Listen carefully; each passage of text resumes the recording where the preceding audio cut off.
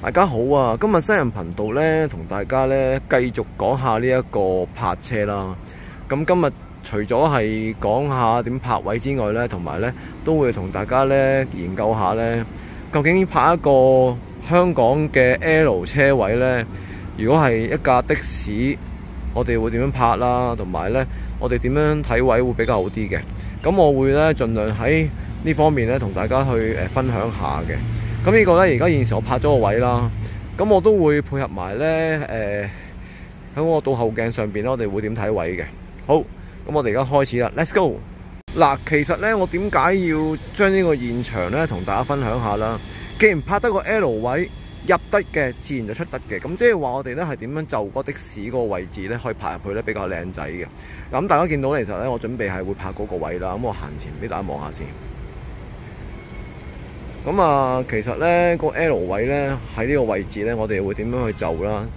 第一件事咧，我哋咧就一定要係睇下咧架的士我哋嗰個位置咧係邊個位置會啱適合咧泊呢個位啦。咁其實咧，我哋如果照數嘅話咧，1、2、3，即係第3部車，應該係第4部車添啊。咁呢個位咧都有車位嚟噶嘛？你係計3部半咧開始咧，咁就開始係扭軚啦。好啦，咁我開始用倒後鏡望下點樣去泊呢個比較靚仔啦。好啦，咁我哋咧至於褪後方面咧，我哋咧就啱啱數到啦。頭先第3格半嘅車嘅褪後嗰陣時咧，我哋咧不斷扭軚啦。最緊要咩咧？就係咧，你有冇見到個藍色車噶嘛？嗱，我哋其實咧啱啱去到匝界咗之後咧，嗱差唔多匝界之後啦，就開始咧將唐太咧洗直佢。慢慢咧扭翻直，又唔好即刻扭翻直佢，即係慢慢回翻軚啦。然之後咧入到去咧，你會見到嗰個藍色車嗰個，同埋加上我架的士嘅位置咧，係得翻好窄位置嘅。咁我慢慢開始回軚之後咧，你就會見到咧，我哋開始入緊去噶啦。咁啊，不妨咧望一望啦。咁啊，其實咧已經係過咗個安全位噶啦。咁啊，之後咧我哋可以好安心咁樣泊入去啦。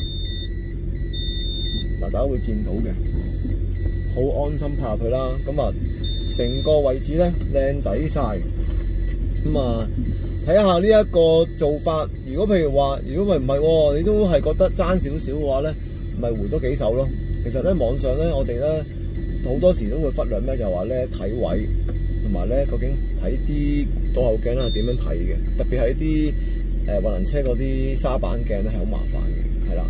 好啦，咁啊，希望呢個泊位嘅技術咧，可以同大家分享到咧，大家可以知道多個資訊啦。